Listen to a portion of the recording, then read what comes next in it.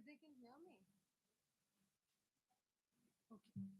Good morning, everyone. I have been told that the live streaming has started. So, if some of the students who are supposed to be here, I request you all to please come inside the hall and kindly take your seats. Thank you.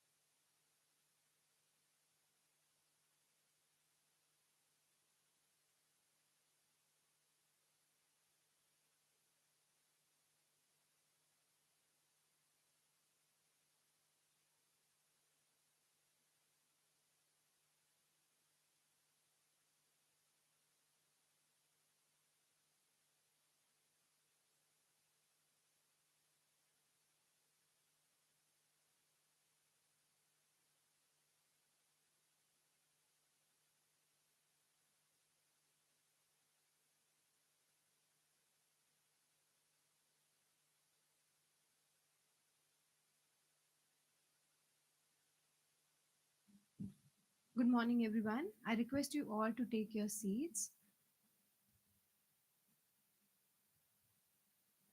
Also, in case there are people who are outside, I request you to bring them or herd them inside and ask them to take their seats.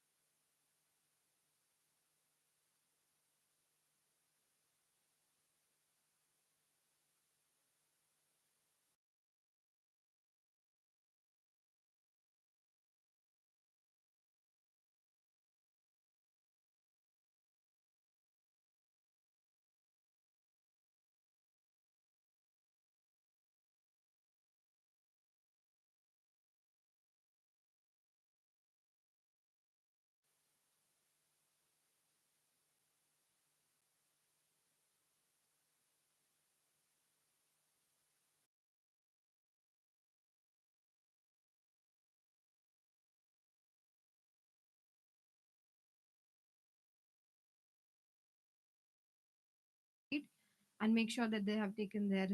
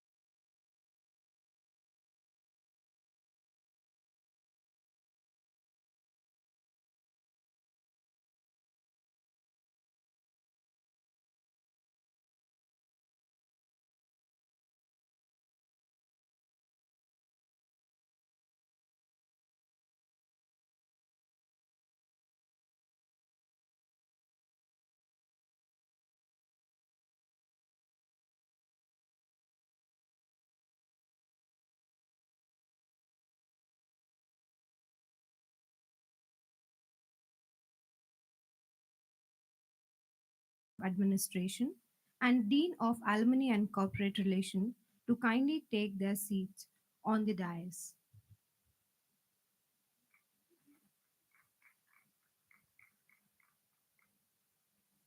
As our distinguished guests make their way to the dais, I kindly request all of you to rise to your feet and join me in welcoming them.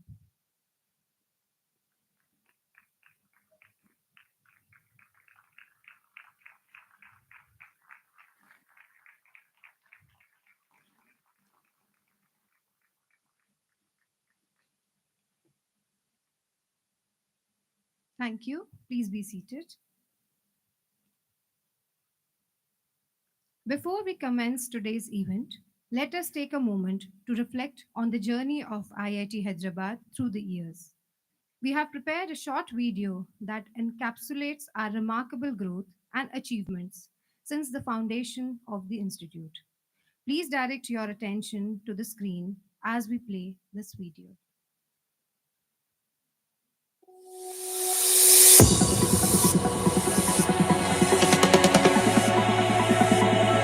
Good morning, friends. I'm delighted to inform all of you that we are celebrating our 17th Foundation Day on 2nd of April this year.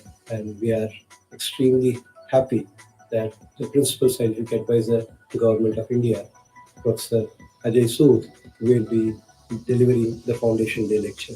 As you all know, IIT Hyderabad, which has started in 2008, has been moving forward in both academics and research in a steadfast way. In many aspects of academics, IIT Hyderabad has been taking leadership role and bringing out many new and unique programs at IIT Hyderabad, and many of these you have been hearing, starting from departments like AI and also a number of other departments such as design, liberal arts, and so on and so forth. We have also taken up the task of bringing out a number of interdisciplinary programs which we felt is a need of the hour. We also strongly believe that education should be student centric. We have been giving a lot of freedom to students, including an undergraduate program where the curriculum to a large extent is decided by the student, which is called BTech in Engineering Sciences. We also feel that there is a need for collaborating with industry towards Viksit Bharat, and a large number of initiatives have been taken by IIT Hyderabad to collaborate with industry, starting from industry lectures to semester-long internship, MTech projects in industry, and so on and so forth. We have also set up technology research park with about 1.5 lakh square foot for any industry to take a space.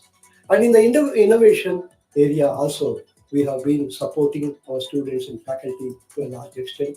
And all these efforts have led to close to about 260 plus startups in the last 5 to 6 years with about 1,500 crores of revenue.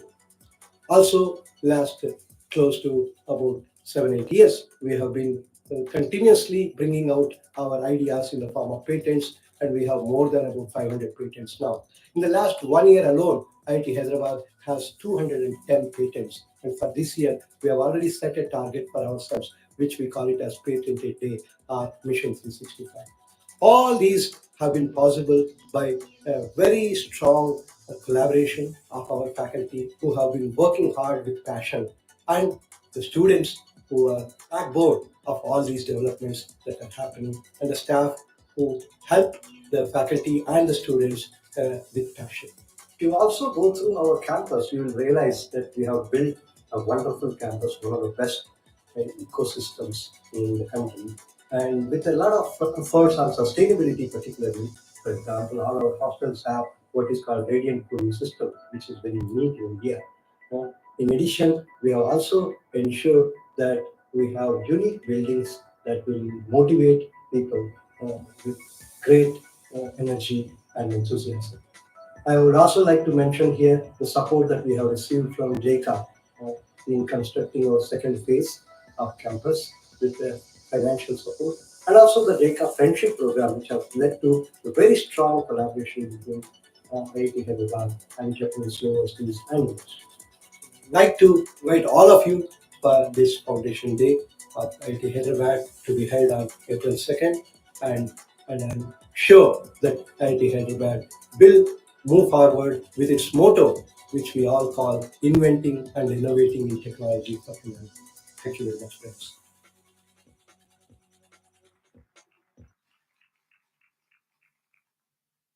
Thank you for the wonderful video.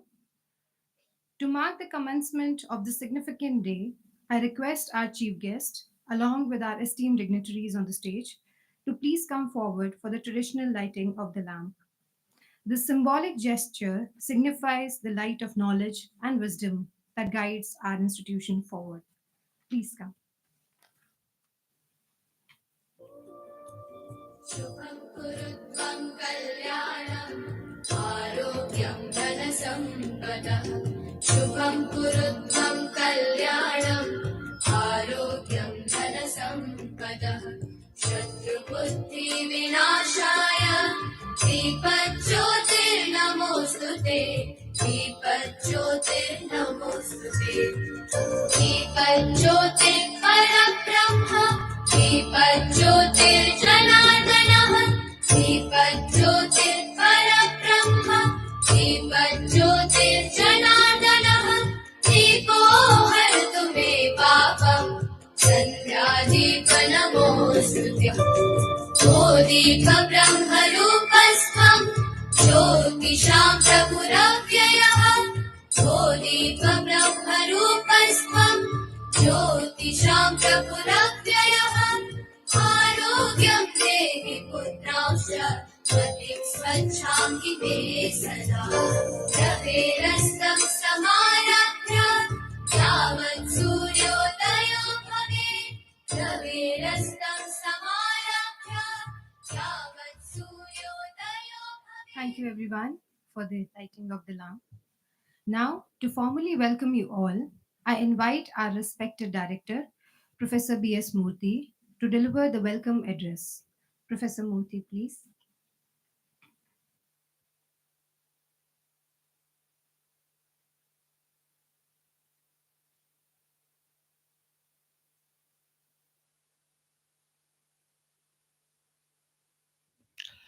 Good morning, friends.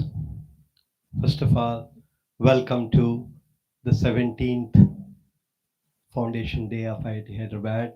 That tells us that we are already 16 years old and getting into teenage and moving forward. And we also are grateful today that an eminent personality, a stalwart in the area of physics, all of us know, and our principal scientific advisor to Government of India is here with us today to bless all of us for our future growth and also give uh, some ideas in how do we move forward. Today, I don't want to speak about what we have been doing, which you all know, but I want to say a few words on what we should do in future. So far, our focus has been on three aspects. One is making education more student centric, making it flexible, making it free. Second, focusing on innovation and ensuring that more and more students and faculty move towards innovation, which is very crucial for Viksit Bharat.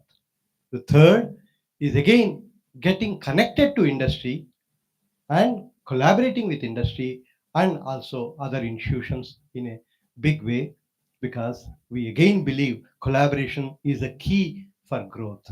And if Viksit Bharat has to happen, that these collaborations are essential. These were the three mottos with which we have been IIT Hyderabad has been moving forward. Now, if we start looking at what should we do more, okay, one thing that I have been observing 32 years as a teacher, that almost in the my first phase at IIT Kharagpur and also early years of IIT Madras, I used to see students joining IITs for BTech to become great engineers, a great mechanical engineer, great civil engineer, great electrical engineer, computer science engineer, and so on and so forth. We have not been seeing that in recent times more in that direction. People seem to be joining with a different purpose, thinking that possibly IITs fetch them uh, a lot of salary. So Somehow, this aspect that IITs give uh, create great engineers is something that is somehow going out of minds. So we would like to focus that more. I have already talked to a number of faculty. A few faculty came together this year. In fact, you all are aware of our build projects. As soon as the JOSA list is ready, who are going to come to IIT Hyderabad, we're going to approach all of them to find out, do you have any innovative ideas which IIT Hyderabad would like to uh, kind of make it happen and give the support that it needs, so that from the day one they get jump into some great ideas to be nurtured. And we are going to make the students into groups where a few faculty are going to nurture them. For me, first semester is the most crucial. That is the semester. If you can't really transform them into great engineers and great scientists, you have lost them forever.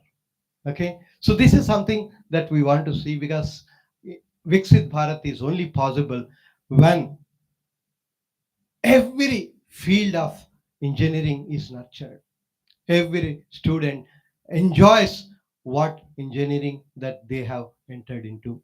So we would like to see if our faculty become torch bearers and in ensuring that nation first idea into the minds of every student, and so that they become truly engineers. And we are confident that these are such bright kids that if we can give them a helping hand and a direction, we will definitely see that great minds will come out who will ensure that India grows to a large extent.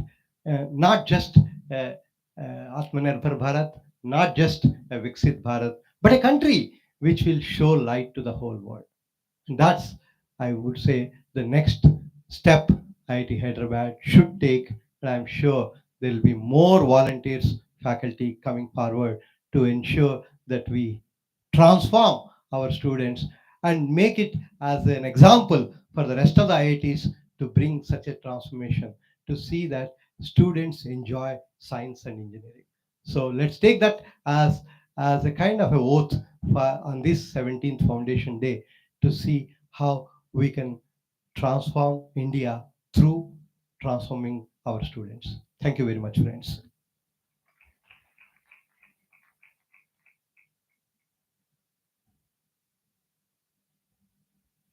Thank you, Professor Murthy, for the insightful welcome address.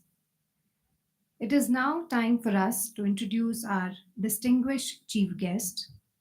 We are truly privileged to have with us today Professor Ajay Kumar Sood.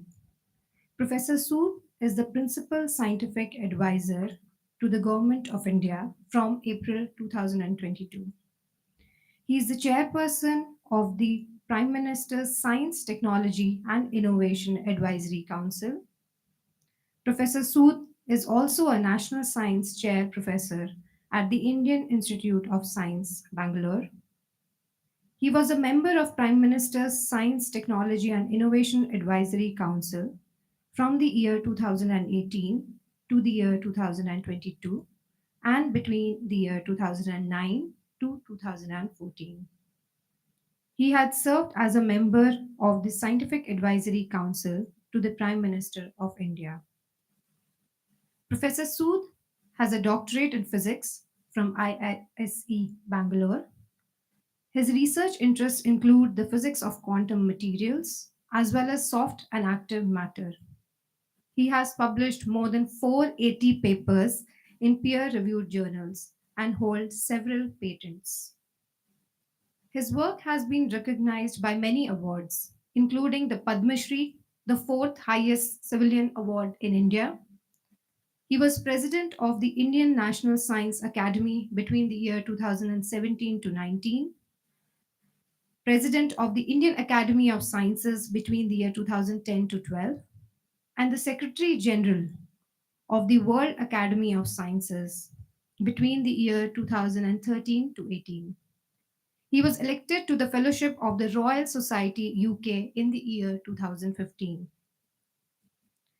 He has received the Shanti Swaroop Bhatnagar Award the G.D. Birla Award for Scientific Research, the TWAS Prize in Physics, the Millennium Gold Medal of the Indian Science Congress Association, the Sir C.V. Raman Award of the UGC, the Homi Bhabha Medal of the Indian National Science Academy, G.M. Modi Award for Science and Technology, 25th SIES Sri Chandra Sekarandra Saraswati National Eminence Award in the category of Science and Technology, and Asutosh Mukherjee Memorial Lifetime Award by Indian Science Congress, among others.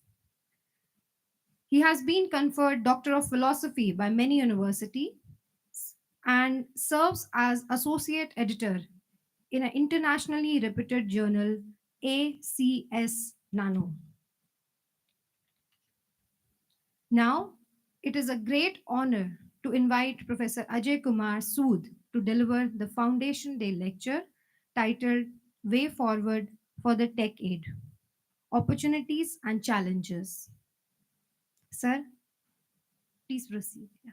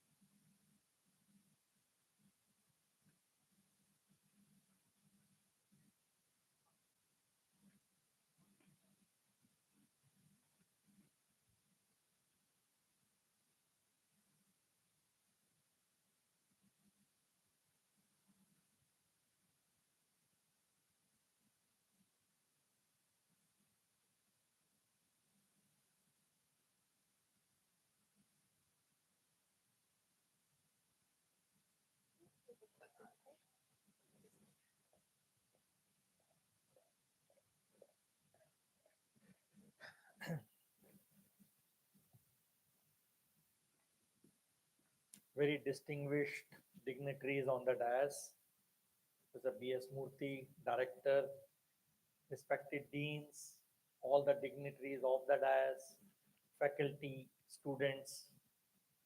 I truly feel privileged to stand before this very august audience, especially the future generation of our country, or on the very solemn occasion of the foundation day of an institute which has made really exponential progress in the last 16 years, as we saw in the brief video and the vision of Professor Murthy. I truly congratulate the leadership of this institute, Professor B.S. Murthy, dynamic leader, all the faculty, all the students and staff for really bringing this institute to the level it is today, also reflected in improving your NIRF ranking. I was just reading, which you projected a few minutes back, third in innovation and eighth among engineering institutes in India. I was also delighted to read, to go through the presentation which Professor Murthy had sent me to when he wrote the invitation. And I did go through your presentation uh, to really see how you have organized the institute in terms of very critical areas, how you are doing interdisciplinary research, and how you are taking this innovation and academic connect at the same time when you are looking at the academic excellence. So on all these facts, all these accounts, it is truly a very, very praiseworthy thing, and I congratulate all of you for this. Now, when Professor Murthy asked me to give a Foundation Day lecture, I was not sure what it means because some people call it convocation, foundation, all. So I thought it may be 5-10 minutes of talk, which I do in my present role. But then I realized that he has allocated 30 minutes. And in 30 minutes, I have seen, looking at my own example, My attention span is not more than 5-10 minutes if I don't have slides. So, being a professor in my previous life and also good part of this life, I realized that probably I'll make some slides to share with you some vision, which all of you are already there in one way or the other, but it's like a thinking process set in motion. And I put it as a way forward for the decade, opportunities and challenges, and share with you how our office, Principal Scientific Advisor Office, helps in this vision. As you know, that this office was created about 20 years back. President Kalam was the first PSA. Then Dr. R. Chidambaram steered it for many years. And then Dr. K. Vijayaraghavan was there for a few years. And I took over from him in 2022 in April. So I will just share with you some of the things which we think should be happening. And good news is that things are progressing well, and I'll share what we could do. So I thought let me start with the R&D growth story of Bharat, just to see where we are. Uh, Global Innovation Index, we are now at 39. We need to see how we can go up on this. Patent filed is about 1 lakh. Publications in number, I'm being very careful here. Number is good, about 2 lakhs. What if you put the quality metrics here? We have issues, which is what we need to address in the coming years. And PhDs are actually not bad. It's about 25,000 and in year 2025 expected. This is the projection. We will have about 30,000 PhDs in India in STEM. And if you see it, if you combine US domestic and US total, it's very close to what we would be this year. But China is, of course, off scale, which is the yellow curve, about 70,000. The number really doesn't matter to me, because what really matters is how innovative, how employable they are, and what is the kind of difference they are making to the S&T ecosystem. So number wise, we are not doing bad. In the innovation, as I said, startups, if you see, where again IIT Hyderabad is playing a very important role. We are now about 1.4 lakh startups, and we have about 120 unicorns, third in the world. And if you look at, there is a really exponential growth from 2016 onwards, with about, you look at the numbers, I have written on the right side, how many investors, venture capitals, and so on.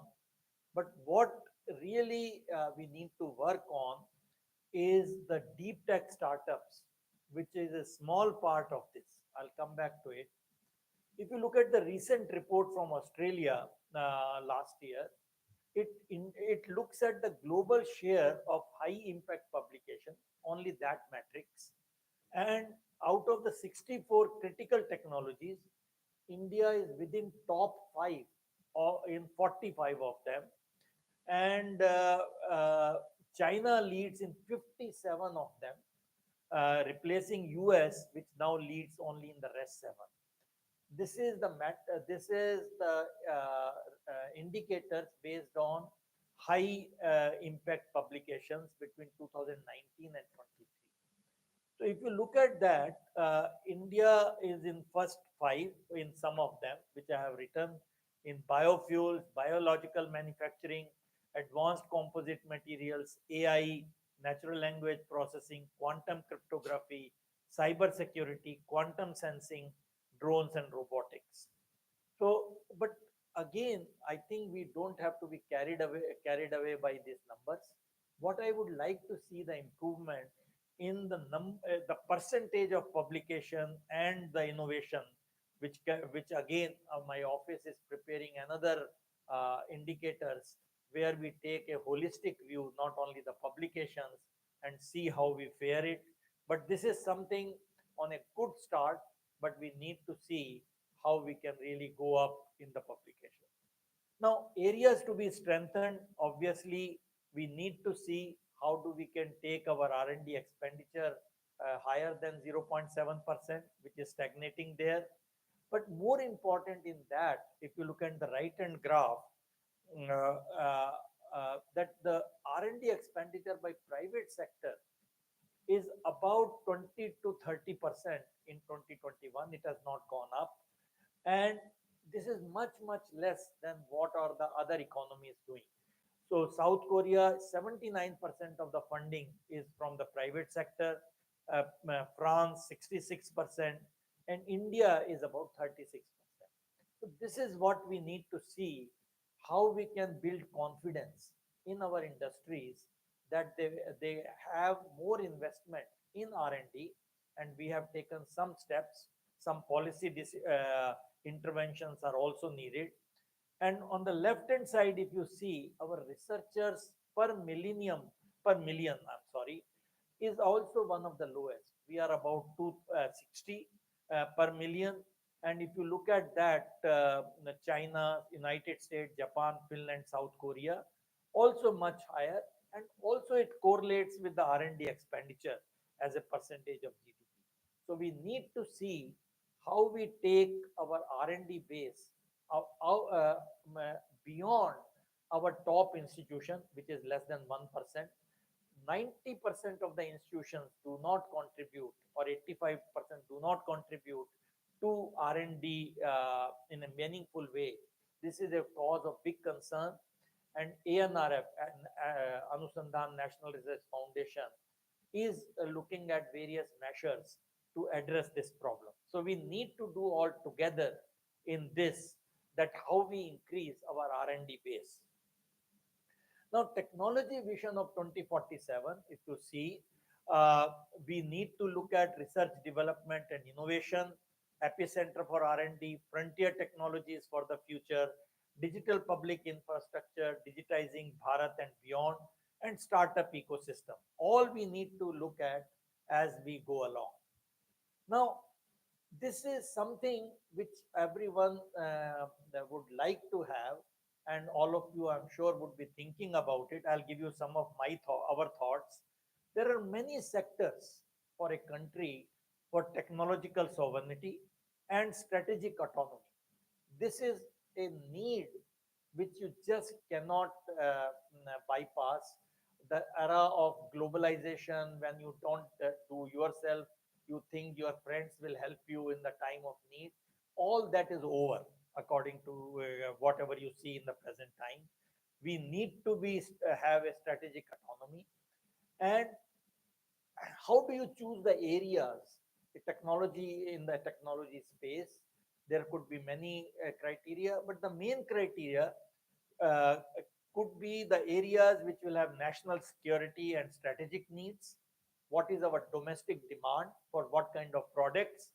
Job creation potential in high value product industry, domestic value potential, geopolitical disruptions, and global industry size. You have to see that we need to move from the service economy to the product economy. This will not happen overnight, but this is the direction we need to do in coming years. Now, when you look at this convergence of technologies, there are many technologies, but the major ones I have just put on this slide, which really are essential for any country, especially for India. We need to look at defense, aero, and space technologies. How do we become Atmanirbhar? Quantum technologies, advanced communication technologies, digital transformation, AI, blockchain, and cybersecurity, clean energy technologies, biomanufacturing, biosecurity, and everything related to One Health, namely all aspects of health, animal health, human health, and environment. All these are absolutely essential for India, and this is the vision with which we want to proceed and are proceeding. Now, in this whole space, where do we come in as a principal scientific advisor office? Uh, so we need to have instruments of science advice shaping policy choices. So science advice and choices, science policy are interlinked, and our office is looking at this holistically. So we have two arms in our office. One is the Prime Minister's Science, Technology and Innovation Advisory Council, PM STIKE, and another is the Empowered Technology Group. So in both of them, we know our terms of reference. We know what we need to do, how we need to see what is needed for the country, how do we seed them, how do we empower the ministries and the departments to launch these programs. And this is the holistic way, including the technology procurement under ETG. All the technology procurements go through our office where we do the due deliberations, and some of you have been reviewers for our projects in a confidential manner. All this is done together to really empower our technology independence of the country. And so I thought I'll give you a snapshot of this. In the last few years, uh, there are few missions which have been launched by discussing with Prime Minister's Science, Technology, Innovation Advisory Council. And after that, we take the all the steps through till the cabinet approval is done and it is implemented by respective ministries, and there we play some role. For example, the quantum mission was launched last year, run by DST along with other ministries like Space, Atomic Energy, DRDO, MIghty. And we have the Green Hydrogen Mission, again a mission for about 18,000 crores. And the R&D vertical is chaired by me in this advisory council. A Deep Ocean Mission run by MOES, again lot of implementation and R&D. Natural language translation project started few years back, which now is now in AI mission, which was started again few months back, again with a layout of almost 11,000 crore rupees.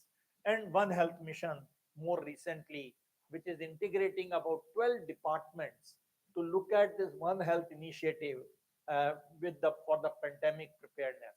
I don't wish we will have pandemic, but we need to be pandemic ready in future. There are many other interventions which PM Strike has done, which has resulted into action plan like ANRF I mentioned, deep tech startup driven product nation. We have a policy document which is now being discussed. DPIIT is taking it forward. What all we need to really encourage the deep tech startups, which are only 10% of 1.5 lakhs. So most of the startups will not come in that category, but we need more and more deep tech startups. Industry academia interface, I'll give you an example of our office, what we have done, and regulatory processes for medical equipment devices and pharmaceutical drugs. Again, we need to improve in the country, and this is what we discussed. And enormous changes are happening in this framework as we speak. And few missions are in the making. National livelihood mission, how we take our technology to the rural sector, how carbon capture and utilization and sequestration, and the more recent discussion is on cell and gene therapy. So this gives you a holistic picture, and this is not the end. In future, we will see. But the idea is you brainstorm, you see whatever gap areas, see what resources are needed, what policy interventions are needed, and that is how the whole thing is curated. So, in my okay, next maybe 15-20 minutes, I just discussed two technologies which are looking futuristic 5 years back when we started thinking about it, but now it is really at our doorsteps. All over the world, it is happening in a very, very big way. So you all know that quantum technology, quantum mechanics is not new. 1915, the whole game started. That is the first revolution. Uh, but quantum technology is engineering exploitation of quantum mechanics, uh, where we can engineer and manipulate the quantum systems. For example, atoms, ions, photons, and more recently, the topological properties of electronic states. And three properties of such system, which you all know, some of you are experts in the audience, that are exploited in quantum technology: superposition, entanglement, and measurement. The measurement is so beautiful. The nature has made so beautiful thing. There is a no cloning theorem in quantum mechanics, which says that any attempt at measuring the state of qubit disturbs it. That is not true for classical bits. That is why you have a security problem. In quantum qubits, this is a fundamental theorem which protects you. And that is why quantum key distributions and so on, they are really the answer for safe quantum communication. This is the 101 in quantum mechanics. I will not go over it in a institute which lives with it. You know classical bits 0 or 1. Superposition means it can be 0 and 1, both superposition with different probabilities. And there is a beautiful concept of entanglement. So all these qubits are entangled. So what it means is that if you have a two qubit system, they store four combinations: 00011011, and three qubits will store eight states. So I have written what is the Hilbert space for that. And this is what makes the beautiful thing, that if you have only 50 qubit quantum computer, it can take 2 raised to power 50 numbers at the same time. And the beauty of quantum mechanics is that when you check the state of the computer, you get only 50 numbers back. And this is how the quantum computing works. And this is the power which you need to exploit. There are many, many ways these qubits are fragile. They will lose their coherence, they will lose their entanglement. So many, many platforms are coming up. There is no single answer. India is working on four of them in our quantum mission. And most recently is the topological qubit, which was announced by Microsoft using Majorana fermions. And this is how the field is developing every month. Every month you see new developments and excitement in this field, and this is where you need to be up. Now, 1 minute thing, why should you worry? Why there is a national strategy here? Why there should be a national importance? If you have a 128-bit AES security in your mobile phone or on your laptop, when you do the bank transaction, that would take a traditional computer 100 trillion years to break it, because you do factorization of a very large number which you can't do easily with this. 248-bit RSA will take lifetime of the universe, which means it is safe. But now with 4,000 qubit machine and 100 million gates, which are not there luckily right now, but the way it is progressing, by 2030, 2035, it will happen. It will just take 10 seconds to break 2048-bit RSA based crypto system, which means that your entire financial sector is in problem. Entire power grids are unsafe.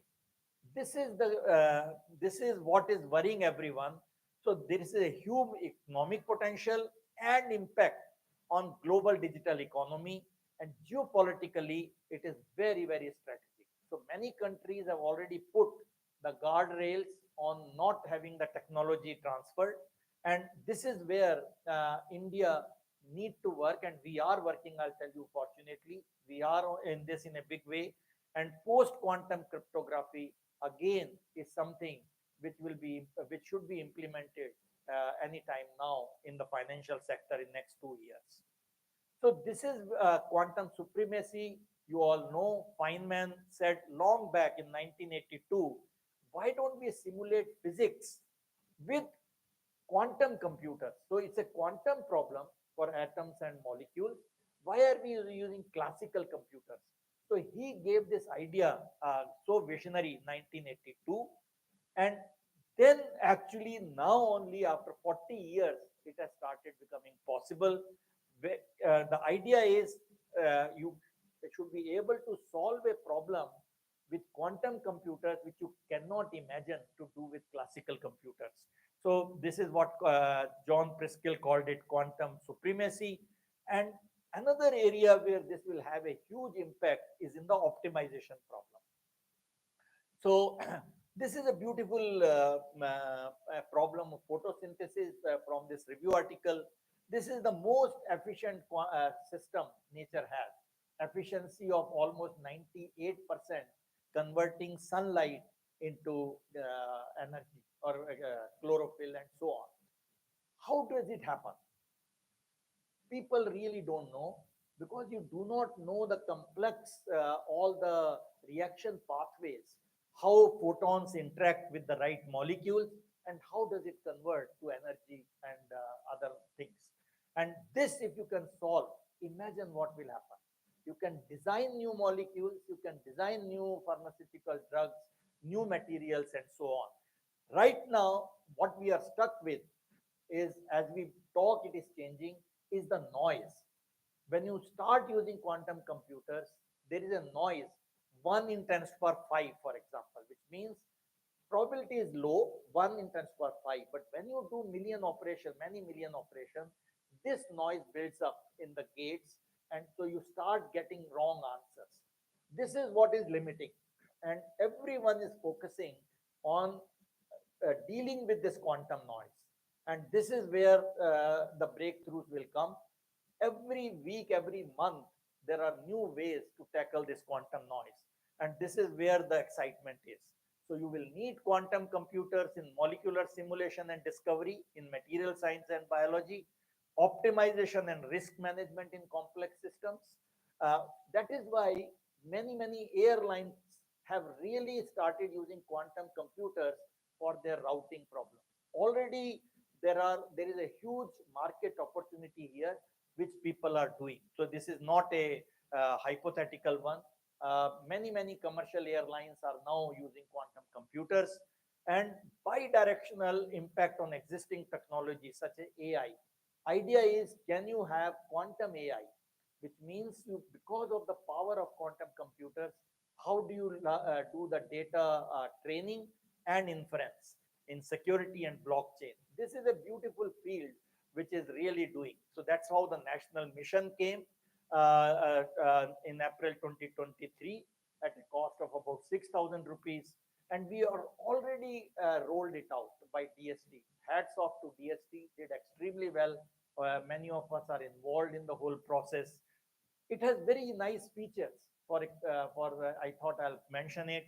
It has focused deliverables, including R&D to technology, structurally designed to be manifestly collaborative. I'll show you an example.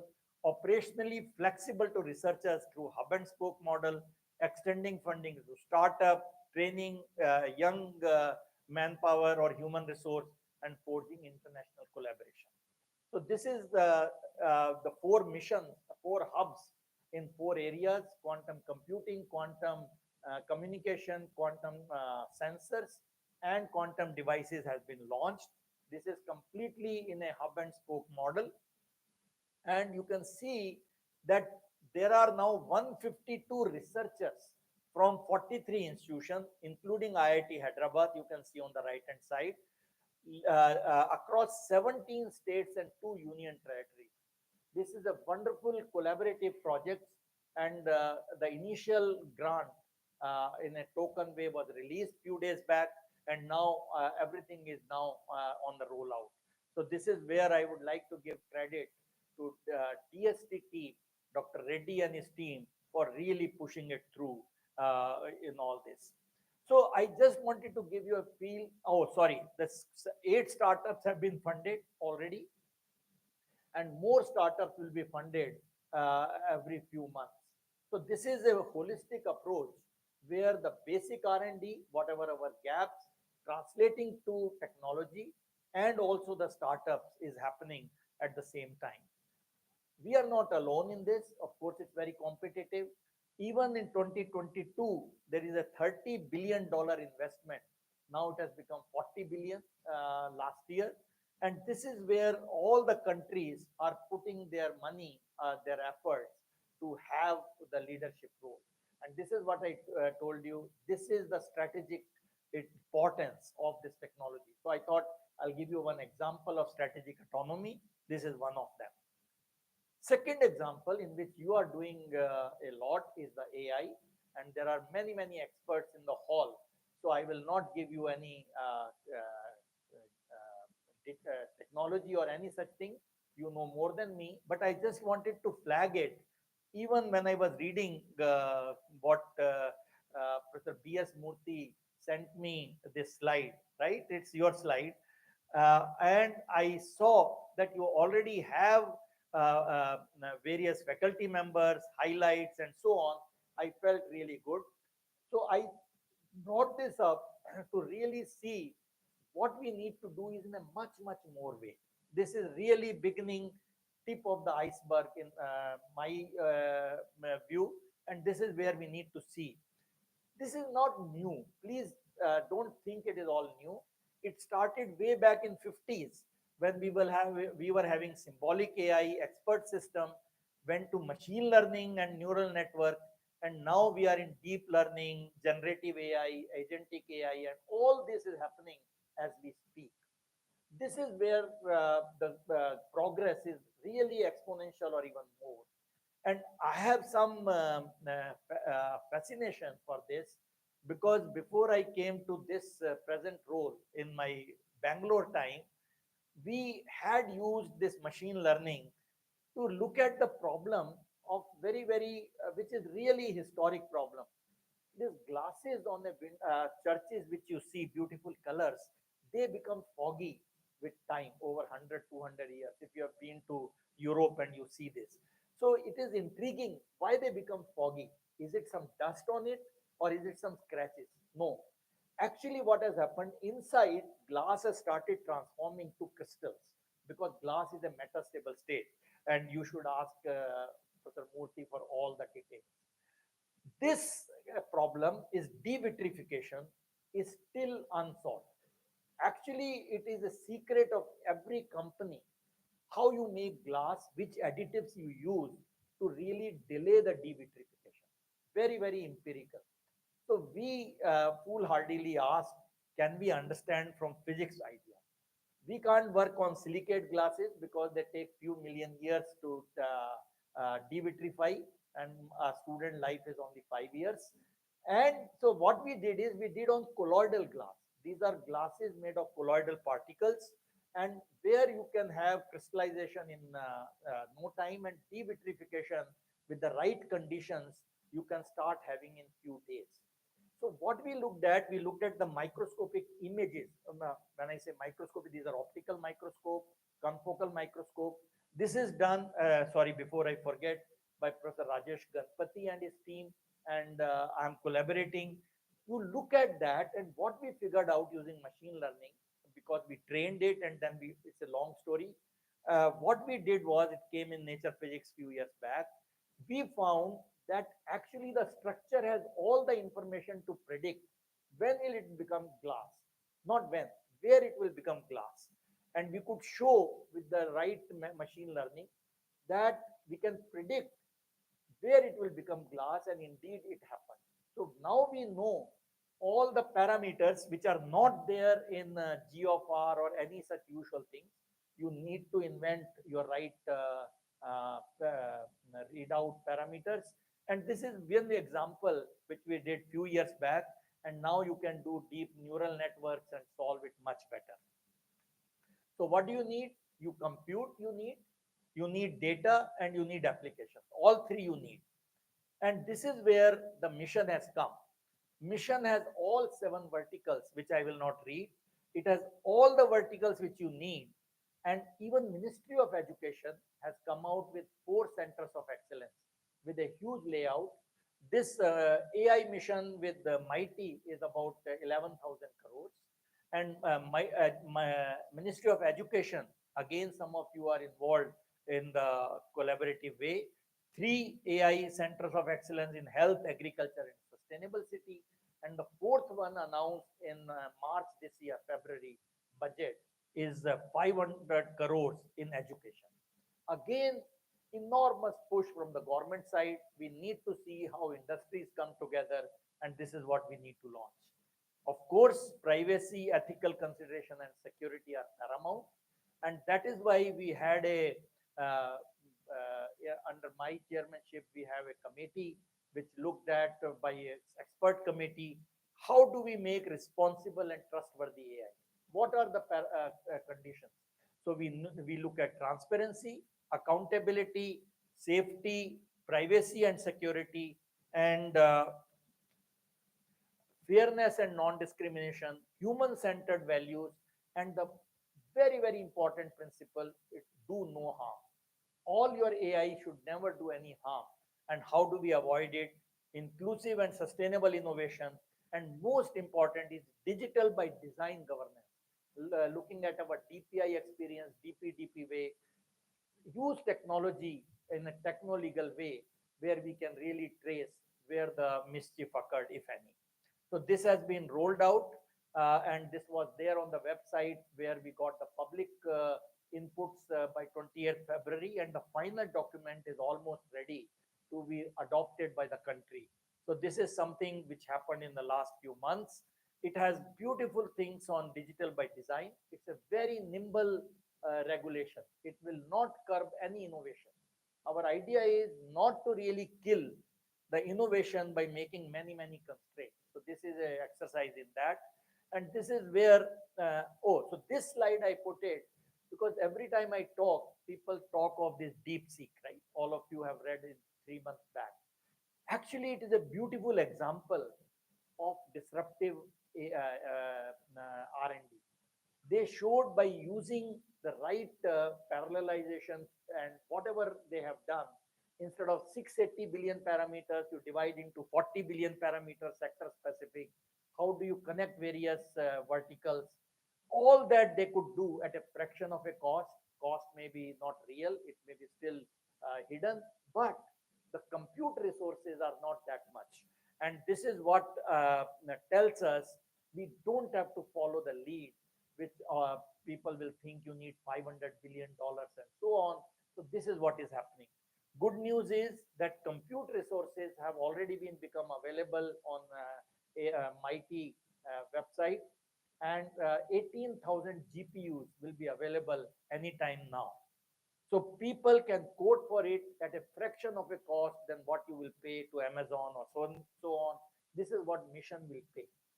So 18,000 GPUs are in the private sector. This is a public-private partnership and so on. It's a beautiful way to do it. I don't have time.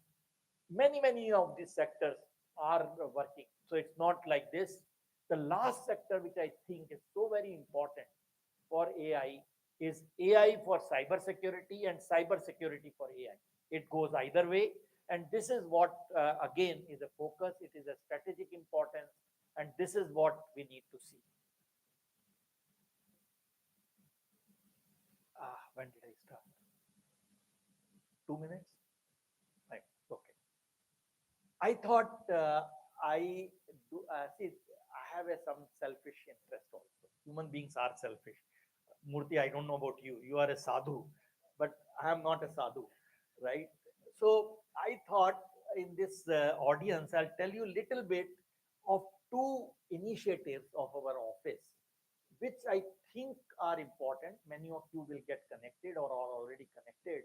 One is the Manthan platform, where we are bringing various stakeholders together, demand side and supply side. What it means is, what are the problem statements of an industry?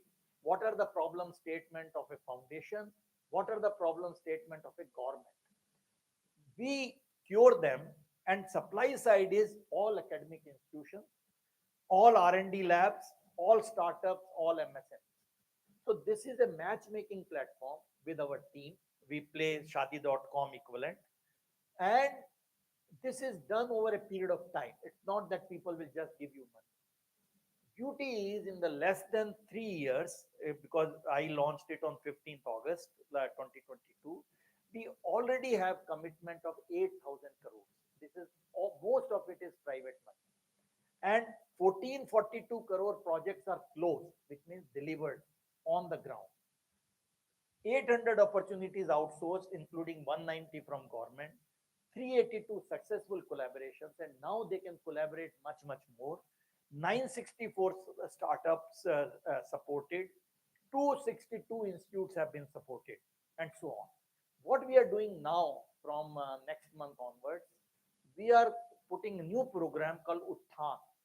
What we are doing is some specific things only for tier 2 and tier 3 universities and institutions, because most of it is grabbed by premier institutes like yours, because that's where the knowledge and all the excitement is. But we need to encourage other institutes, and this is what is now being done as we speak. This is the last point is the rootag, which was started by Dr. Chidambaram almost about 10 years back. This is a technology, this is a group which conceptualized to take uh, to make high level S&T intervention and support for rural areas. So seven IITs were given projects from our office, and out of that, 62 technologies have already come up in various sectors. Phase two was launched last year, last year, and we have improved the terms. Now, what we have said is you have to commercialize all these technologies. You can't make 10 of them and get away. No, because country is so large, we need much, much more. So what we have done now, we have done that, and new program is now launched, which I thought I'll take a minute at the expense of taking more time. This is something very new.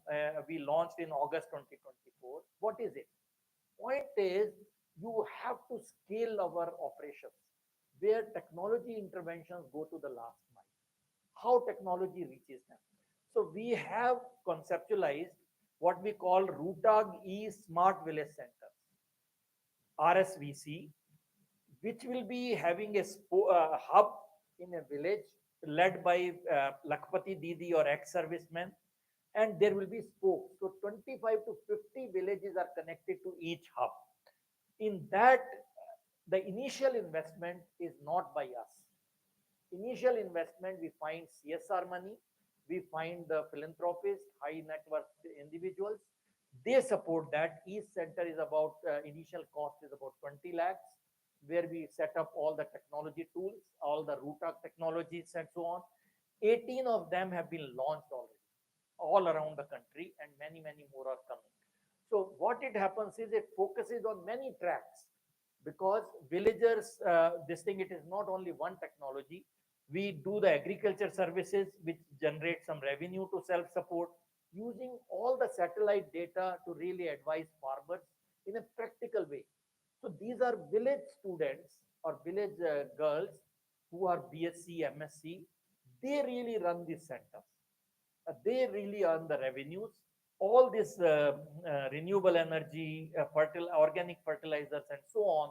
Already, this is making an impact, and many, many states have now come forward, and this will be amplified in the next few months. These are some of the pictures of these centers, and uh, this is all led by young women and young boys. I mean, recently, I mean, if you have interest, there is a nearby one in Mandora village in Haryana. You should really go there to believe the enthusiasm of them. These are really bubbling in the 4 months. They are almost becoming self-supporting. And this is the power. So what we have done is root of technologies which were developed, we have put showcase them, and some of the technologies are earning revenue. So this is something which is happening. So with this, I will close my talk. That needless to say, we need to embrace science, technology, and innovation for the holistic development of our nation. And we need to have all these wheels of basic science, innovative ideas, enabling technologies, all intermeshed to really make a difference and really progress towards our strategic economy, autonomy, towards Viksit Bharat, and the dreams of all of you who really want to see India as a in a leading role. So with this, I will thank you. Once again, I congratulate all of you for being partner in this journey. Congratulations to Professor Murthy and his team. And I really wish that IIT Hyderabad sets an example for other institutes to take a holistic development, not only the academic excellence, but also taking research and innovation to the society. So thank you very much.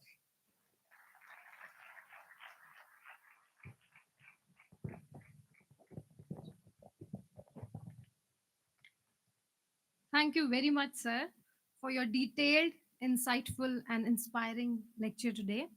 It's fascinating to see the great diversity of research and initiatives that you have been involved in, and how you highlight the role of technology in progressing in the complex socio-economic system of the nation. Contributing to the similar vision, as IIT Hyderabad contributes to make strides in academics, research, innovation, and technology, and startups, we also recognize the importance of One Health that you mentioned and the entanglements of environment and development through conservation of biodiversity and long term urban sustainability. In this endeavor, IIT Hyderabad has launched several initiatives such as monthly plantation programs involving native flora, community led urban farming, and most recently, the scientific documentation of the birds in and around our campus. As a first step towards documentation of the biodiversity of our campus, on this Foundation Day, I'm delighted to announce the release of a coffee table book that I had the privilege to curate under the kind guidance of Professor Murthy. The book has been designed by our Bachelor of Design student Shrivel KJ and is a compilation of over 40 bird species that were spotted on our campus.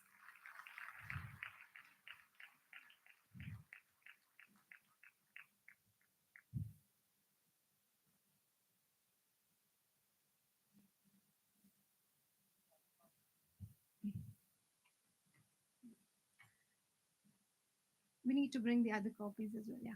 Thank you very much. It's a great pleasure to get the book released by such a fascinating, dynamic person. Thank you, sir. Let's have a round of applause for sir.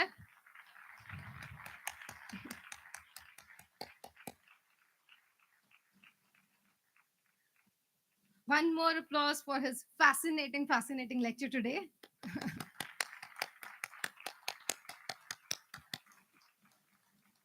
Thank you very much. Moving on to the next important segment of today's event, I'm delighted to announce that IIT Hyderabad has signed an MOU with the United Nations University today. I request the Dean International Relations and Professor Nidhi Naganhata from United Nations University to make their way to the dais and exchange the MOU in the august presence of our chief guest of the Foundation Day.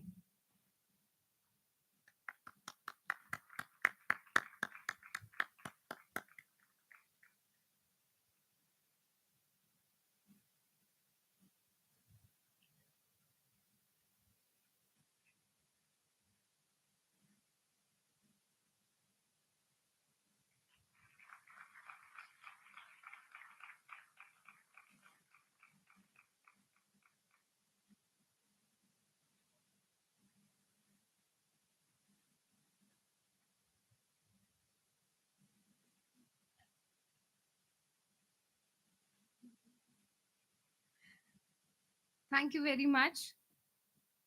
It is now time to felicitate our honorable chief guest, Professor Sood. I request our respected director to kindly do the honors.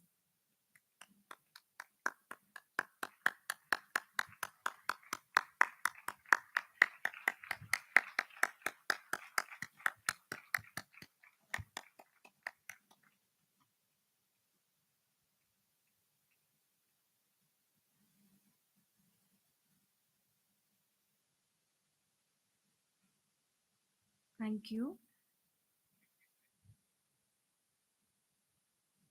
We now move on to one of the most exciting part of today's event, the award ceremony. This is the time when we recognize and celebrate the outstanding achievements of our student, faculty, staff, and supporters.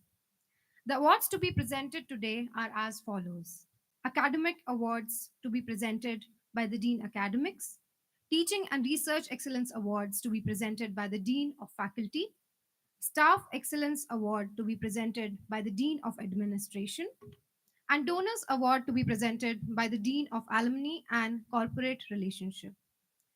I now invite Dean Academic Dean of Academic, Professor Bharat Panigrahi, to start with the Students Award, the Academics Award.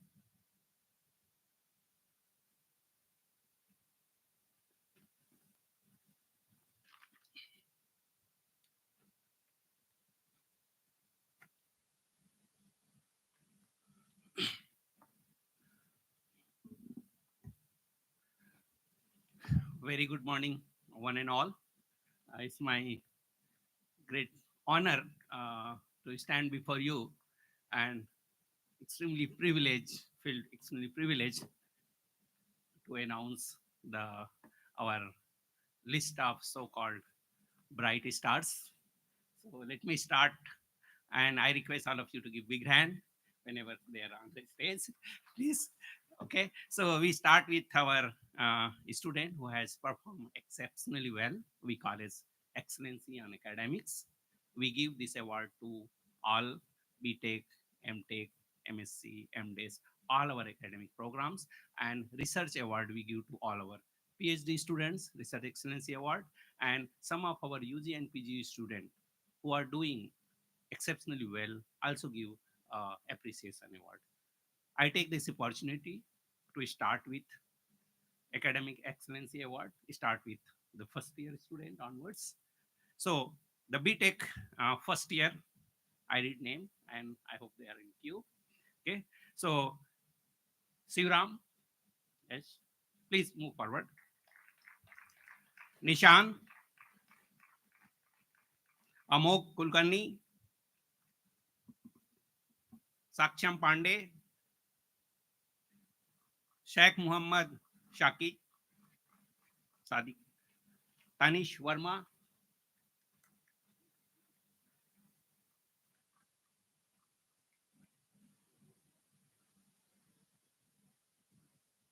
I think okay. So let's go a little bit slow. I believe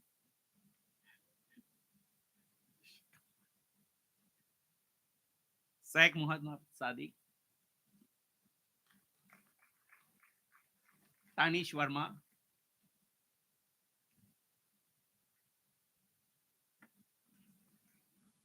Vidya Praveen, Aditya Tripathi, Siddharth, Kshitiz,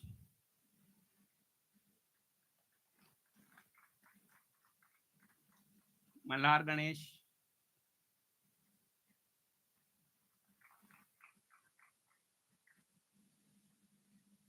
Dheeraj,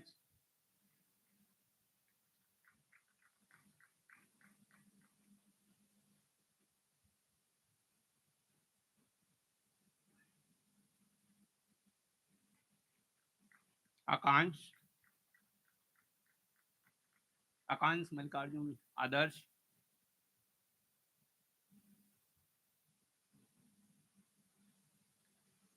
Arnav, Nandita, Keshwan. Now I announce name of BTech second year. Sai Sriram, Sharan, Ankita Vijay Kumar,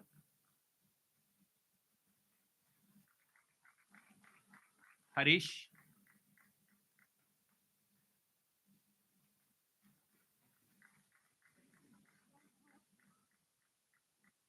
Ayush Gupta,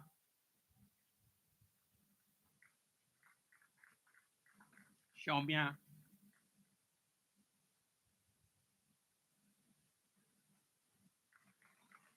संकीर्त Kulkarni, दोंदेती Samhita, Dhanush Nayak,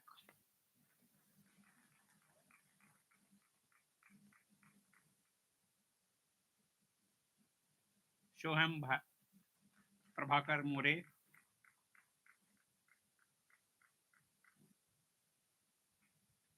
Jaideep Nirmal, Sai Soham,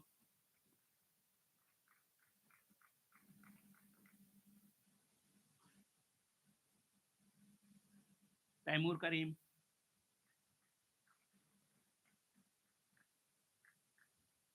Sai Rajeshwar Siddharth Reddy,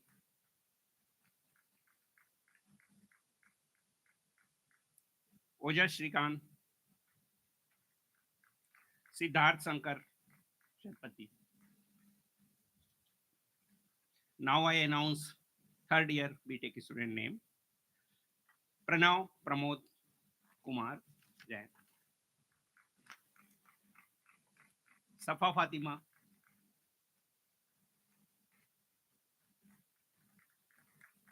Pallala Rishita, Aditya Kumar,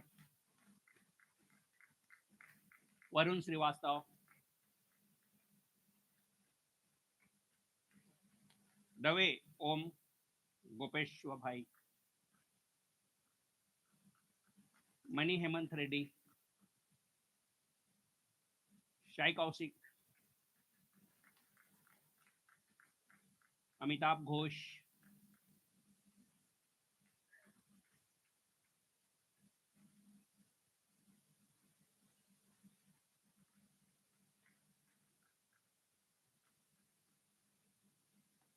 Sai Kaushik, yes, yes. Huh? Sai Hemant Reddy, then Shai Kaushik, Amitabh Ghosh,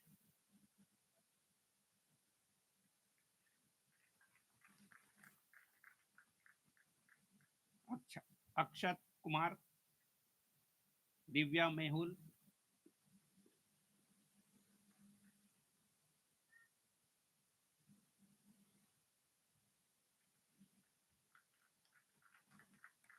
Shreya Sridhar,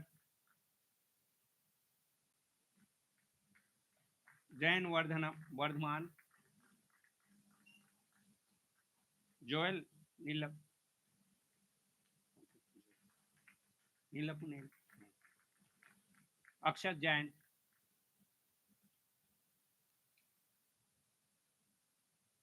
Now I announce fourth year BTech student, Donal Loitam, Ishani Chakravarti, Prabhav Singh, Pindi Visist, Shatvik Sai,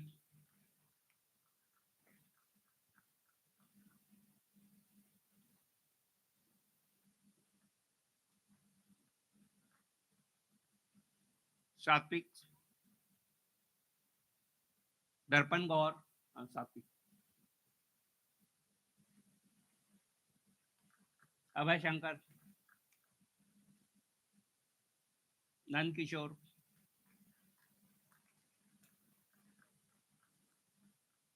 Ritujit Manoj, Desmukh Divyansh,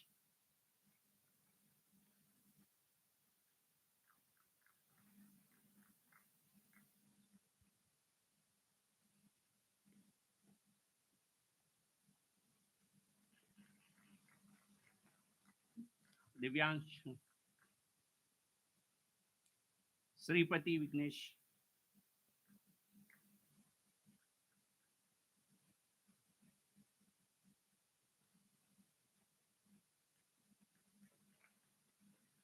Bevla Mahima,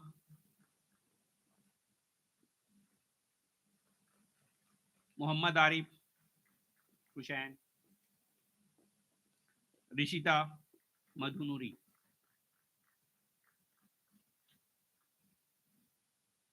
Now I announce B Day's first year student, Neeta. B Day's second year student, Ishan Nayyar, is not there.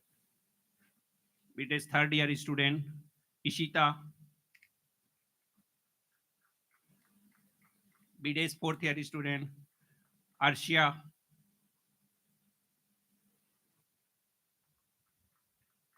Now I announce MSc first year, Proiti Bashu, Tushar Mohanty,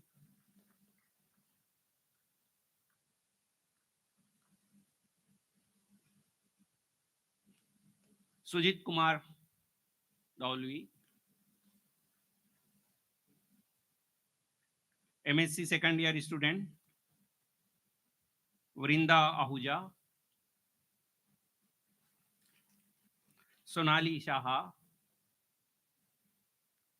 Rishikesh Shainath Chanikar, Smera Shohan. Now I announce Excellency in Academics, MTech students, first year MTech. Duri Setti Nachiketa,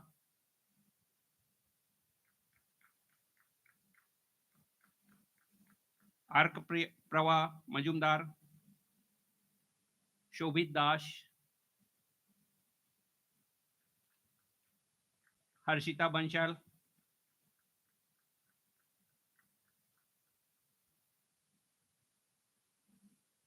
Prakyat,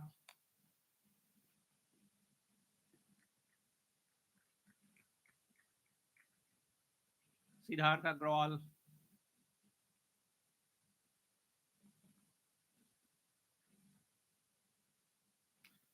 Fatima Jara,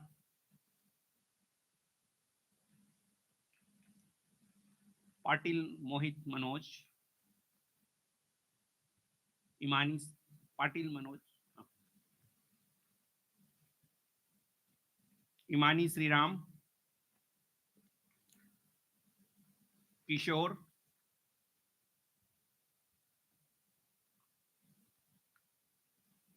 Abhishek Raishangani,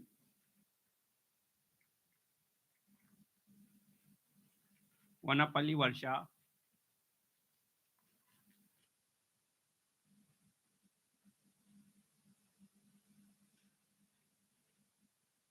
Shagar, Shuryansh Yadav,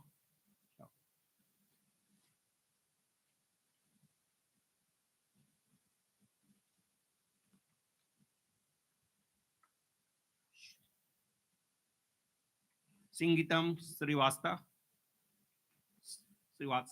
sorry, Darshan,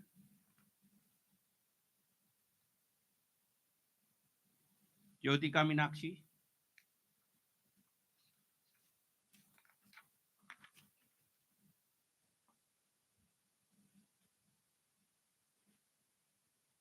Khyati Puskan,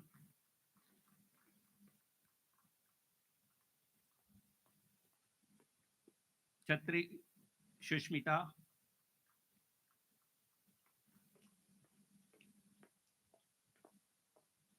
Rishabh Chaturvedi,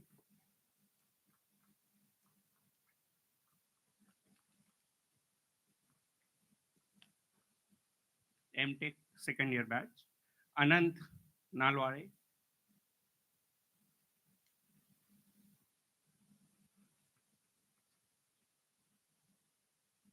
Shahnawaz Sahi Patel, Vinna Sirja Chaudhary, Shubhakant Sethi, Pamarthi Rishita, Darun Krishna,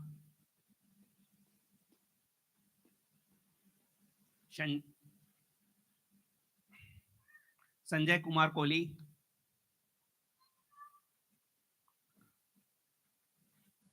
Ashish Emmanuel,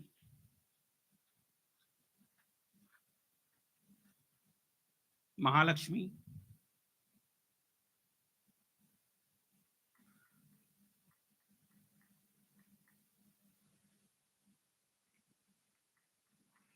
Patil Sivanjali Prakash,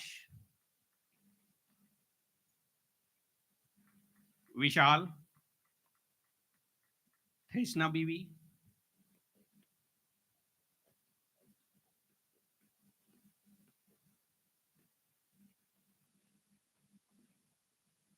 Surajit Vidya,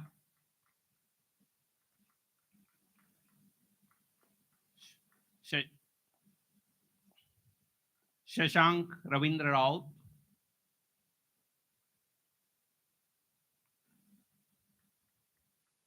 Sri Lalita Gajarao,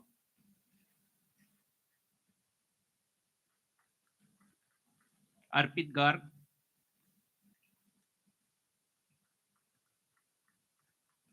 Shivam Upadhyay,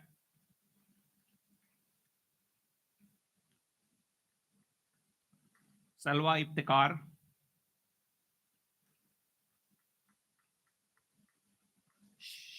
Shivani Bohidar,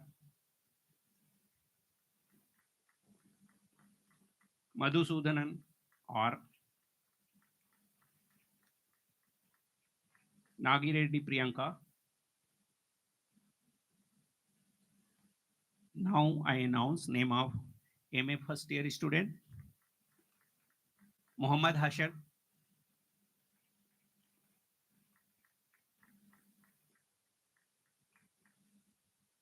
Anaga Thomas,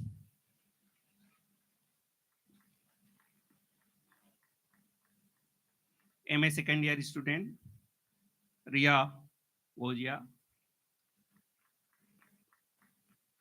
Now I announce MDes student first year Anupriya Nandi,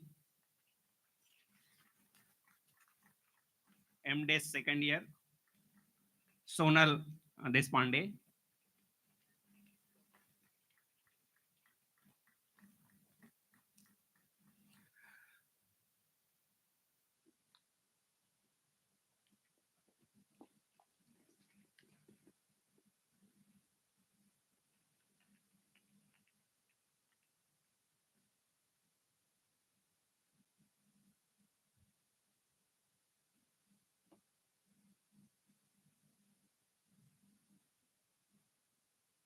so next one is to our research student, our PhD student who have done exceptionally well. We award them every year excellency on research. The first name is Devlina Bashak Bhattacharyulu,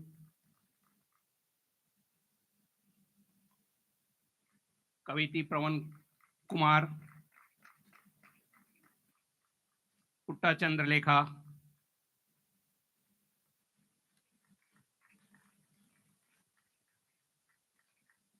Kavi Chandralekha, okay. Kavita Kundal, Avik Sen Gupta, Shak Avik Sen Gupta, Shak Rukshana, Suhama Agrawal,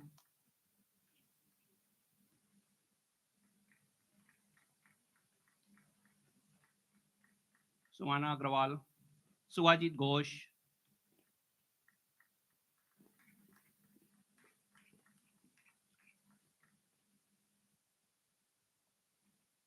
Shai Rachna,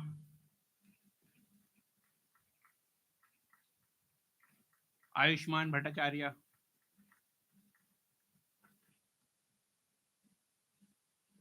Vishal Ayushman Bhattacharya, Vishal Naik, Shalwadi Chetan Kumar,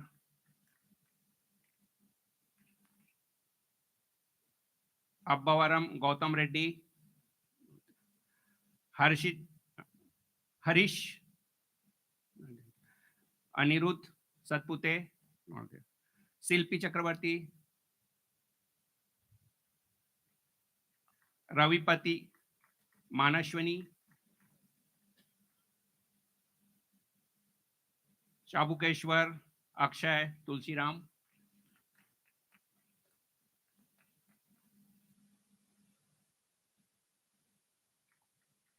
Chetan,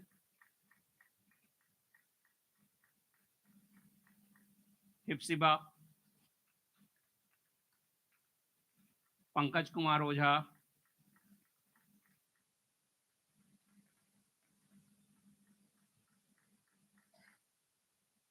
Pankaj Kumar Ojha, अजजाद Alam, chira Venugopal, Chitra Venugopal, श्यामंतक Das, Dheeraj Verma,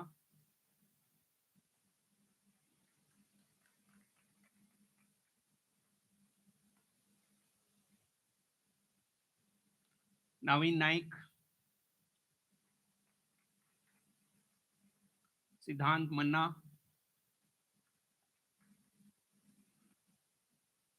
Sudhanshu Kumar Nayak, Zainul Abidin Khan, Kalyani,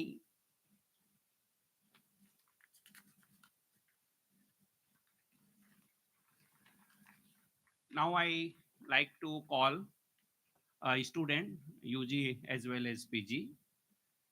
They have done as a part of mini projects or some small research, but they have done exceptional well. We also have now uh,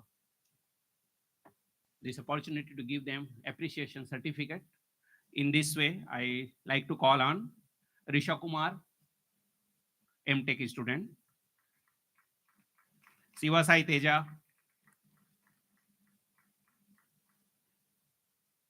Talnikal Varat, Ashik Rao, no, Simran Sharma, okay. Jaya Verma, Sneha Malik, Sweta Shah, Sai Suswara,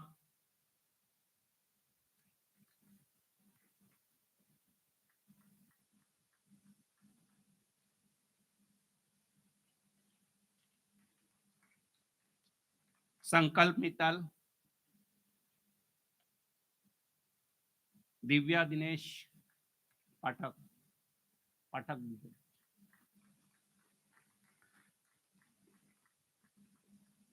BDS student, Arshia,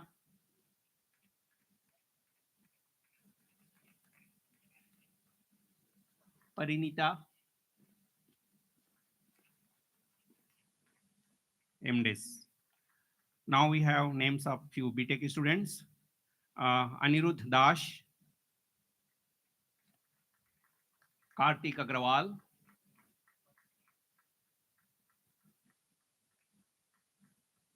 Aditya Sridhar, Ananya Varshne, Ananya Varshne, Aishwarya Nambiar, Ria, Ria Gogia, Archita Anmol,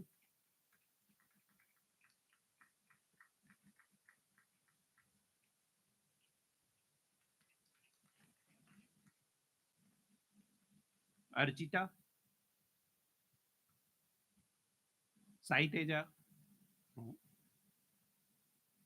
Mallavarapu, Charishma,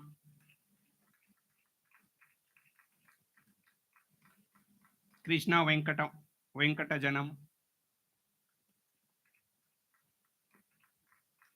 Kunj Panchal, Ambika Govind.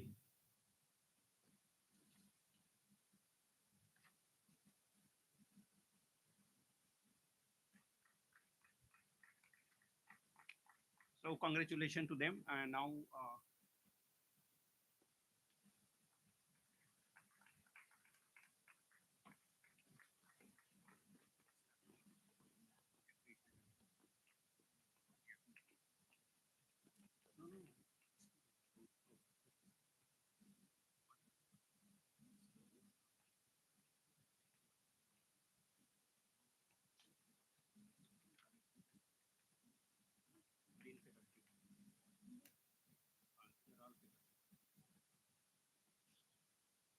Thank you very much, sir. And congratulations to all of you.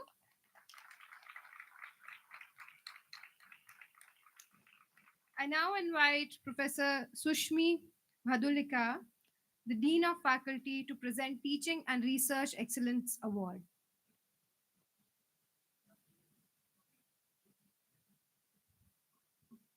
The Faculty Teaching Excellence Awards are being awarded to faculty who have received the highest feedback from students as far as their teaching is concerned.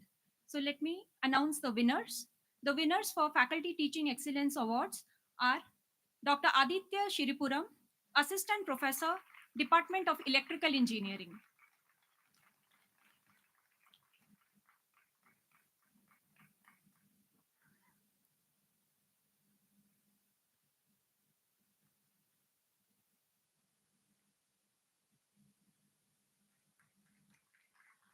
Dr. P.N. Karthik, Assistant Professor, Artificial Intelligence.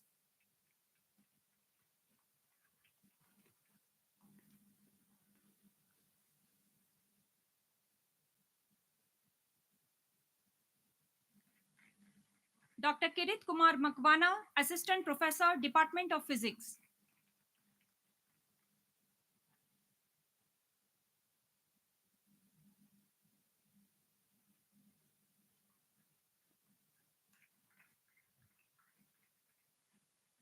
Professor Bhimarjuna Reddy Tamma, Professor, Computer Science and Engineering.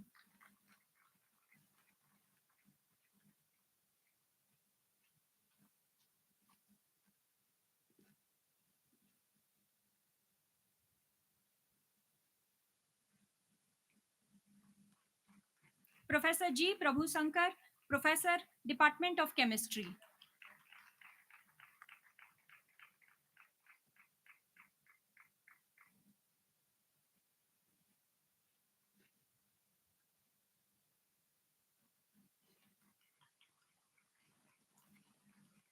I now announce the winners of Faculty Research Excellence Award given to faculty for their outstanding research contributions. The winners are Dr. Rahul Kumar, Assistant Professor, Department of Biotechnology.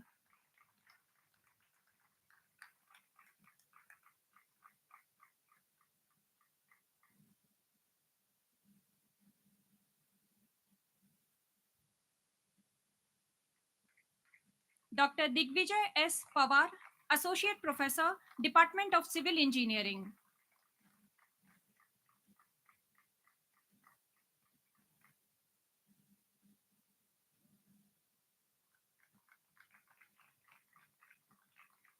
Dr. Narendra Kura, Assistant Professor, Department of Chemistry.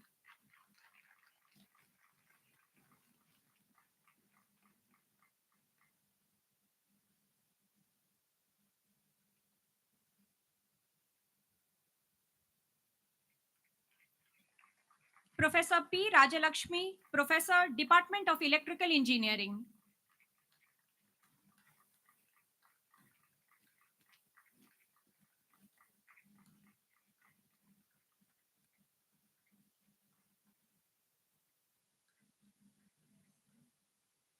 Professor Shubh Narayan Rath, Professor, Department of Biomedical Engineering.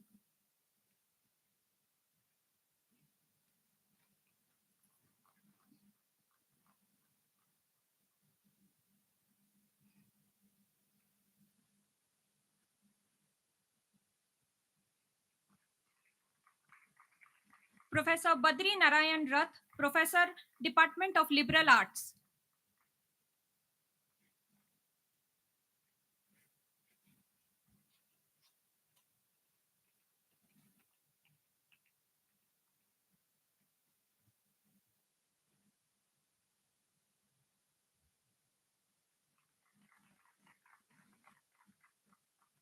Once again, congratulations to all winners. Thank you.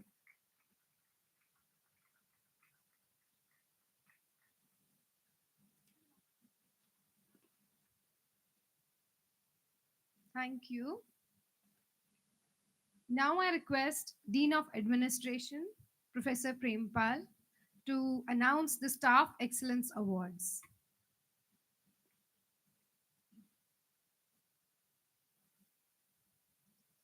So I'm truly honored and privileged to announce the Staff Excellence Awards for year 2024, which recognize the outstanding contribution of our staff members who have gone above and beyond in their roles. So first,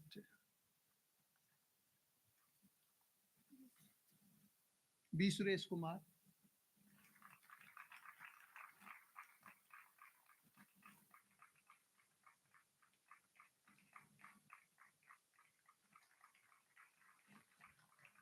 G. Naga Satish,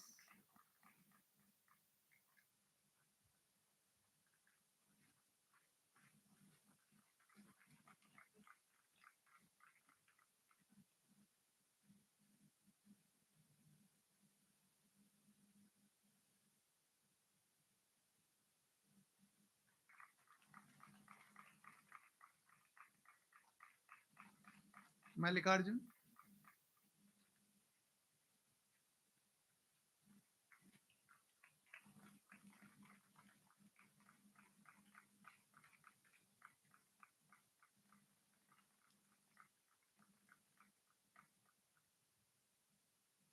A. Jeevani,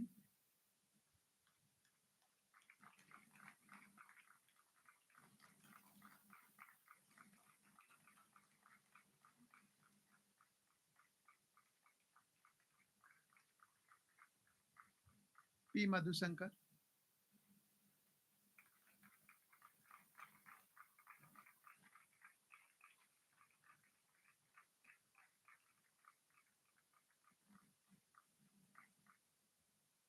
R. Vinod Kumar.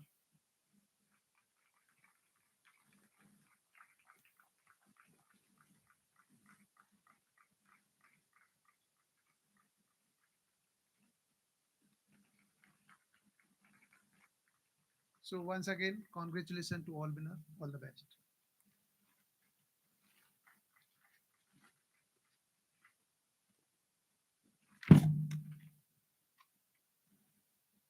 I now request Acting Dean ACR, Professor R. Prashant, to announce the Donors Award. I'm truly honored to present these awards on behalf of Dean ACR. So these are all unique awards with a name, a specific name. Each award has a different name, and we have invited all the donors who constitute these awards, and some of them could not make it. So it's actually they consider it's a privilege to personally give the award to the awardee. So I'll start with the VIK Research Excellence Award for UG in CSC department, Rajiv Shailesh Chitale.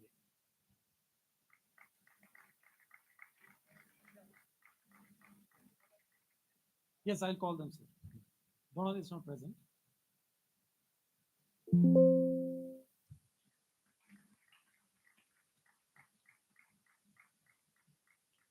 Keshav Nori Research Excellence Award for PG in CSC department, Tamal Mondal.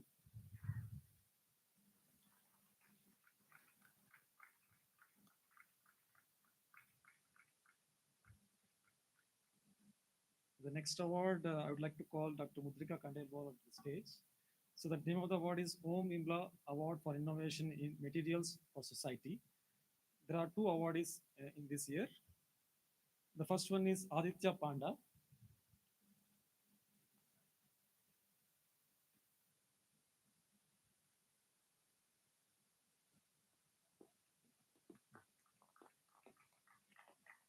The second award goes to Srikanth Reddy U.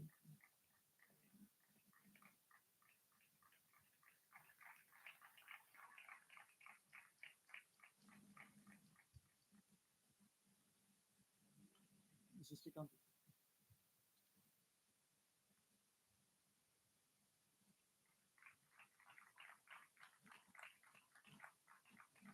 So So for the next award, I would like to request Professor Chandrasekhar Sharma on the stage. The name of the award is Saroj Sharma Memorial Award for Research and Excellence for Female Students. The name of the award is Ambika Govind.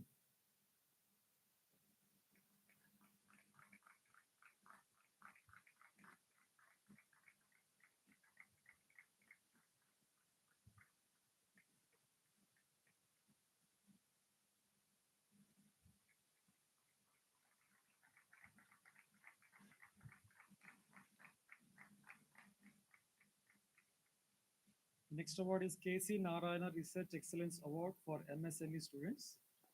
Uh, the donor is not present. The name of the award is Dhanushika.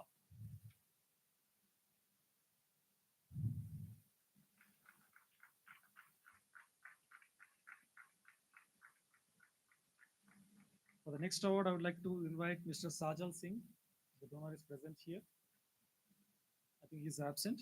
The name of the award is Najafi and Singh Research Excellence Award for UG in MAE. The award goes to Muhammad Arif Hussain.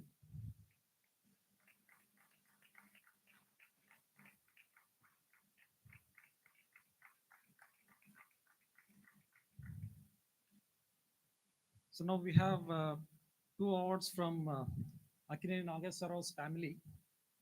This award will be presented by the daughter-in-law of Akine Nageswara Garu. Srimati Josna Akine Garu, please come down to the dais.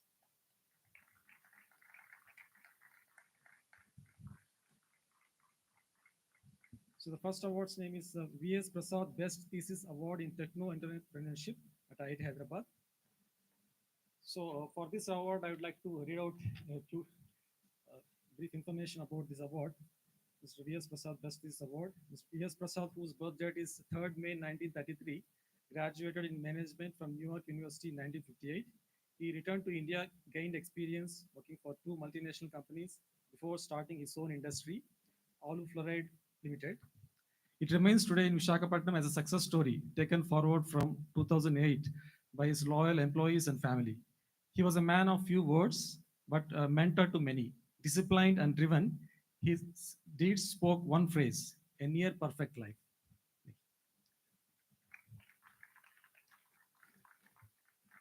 So, on behalf of the student could not come. So, his guide, Mr. Dr. Lohit, is available.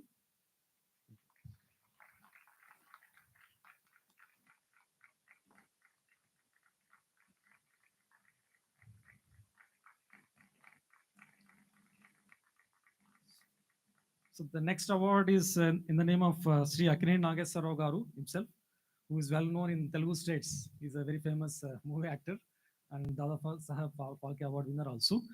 So this award is also going to be given by the daughter-in-law of Akine Nageswara Garu. And the name of the award is Nilay Mangesh Paroskar.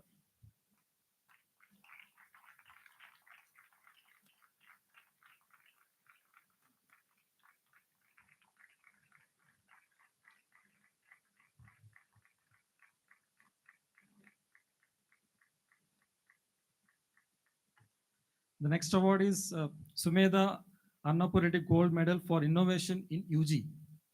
So the award goes to Krishna Venkata Janam.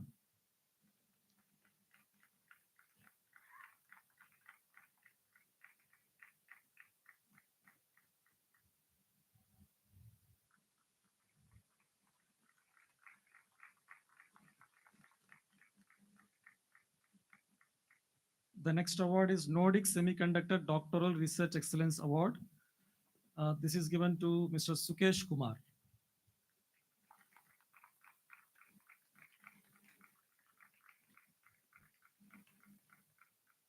Okay, so I would like to congratulate all the students who got the award and also thank all the donors for generously donating to our students. Thank you.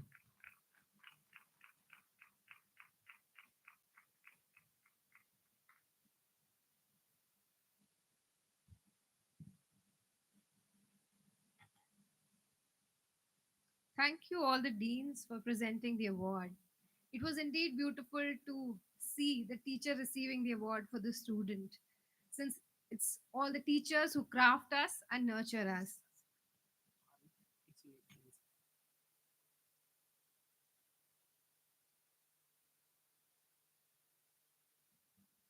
May I request all the teaching excellency and faculty awardees to come and join us on the stage? Research Excellency Award.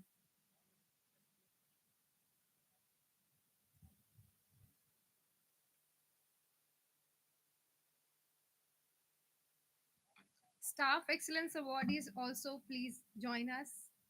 Maybe one photo with one, yeah, and second with the second lot.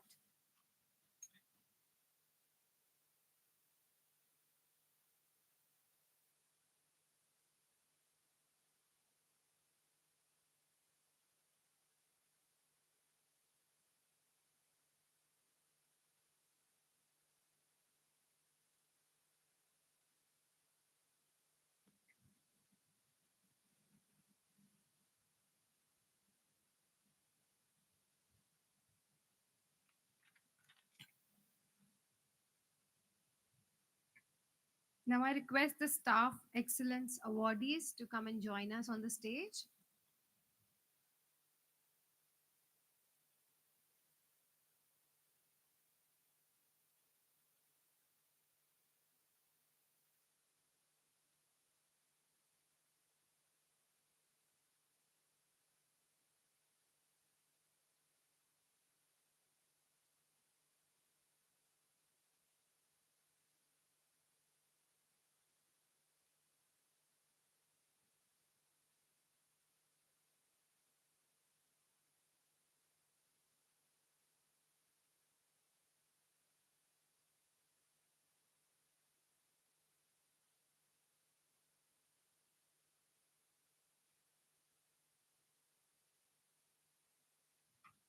Once again, congratulations to all the awardees and thank you all the deans for presenting the awards. Congratulations one more time.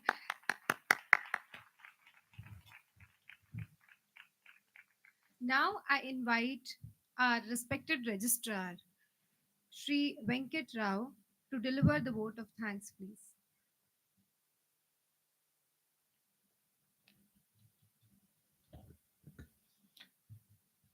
Good afternoon, one and all. It is my proud privilege to propose vote of thanks after a successful completion of the 17th Foundation Day celebrations. First of all, on behalf of entire IIT Hyderabad community, I thank the honorable chief guest of the function, Professor Ajay Kumar Sood sir, Principal Scientific Advisor to the Government of India, for sparing enough of his precious time to be amongst us on this auspicious 17th Foundation Day celebrations, and also to grace the occasion as the chief guest, and also for delivering the Foundation Day lecture. Sir, IIT Hyderabad is really grateful to you for this act of very kindness.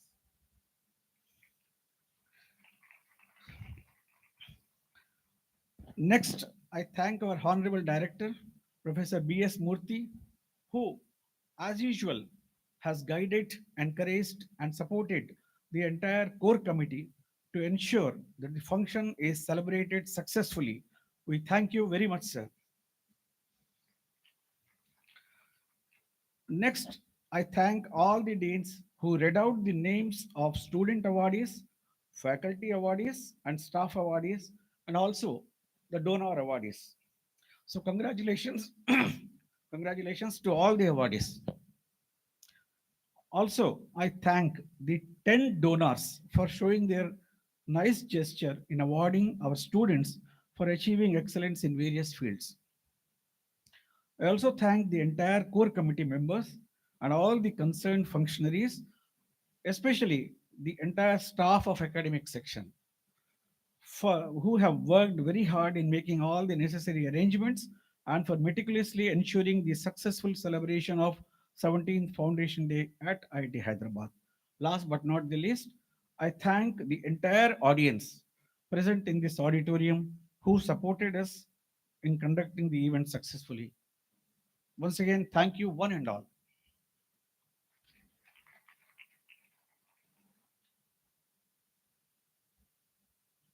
Thank you, sir. To conclude today's Foundation Day, I request everyone to rise for the national anthem.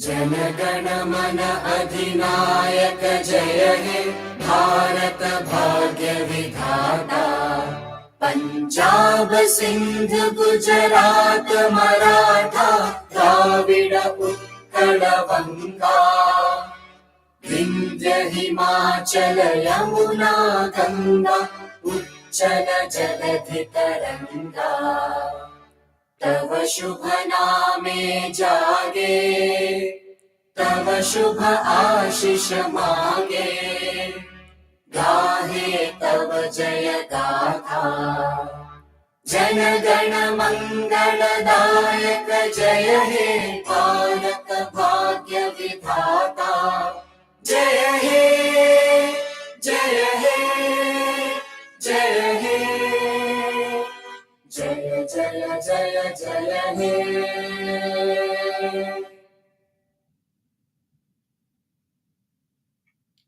Thank you. Please be seated. I request you all to be seated as our esteemed guests and dignitaries make their way out of the hall. I request the awardees and our guests to join us next for the lunch. Thank you very much, and thank you everyone for joining us on this auspicious day. Thank you very much.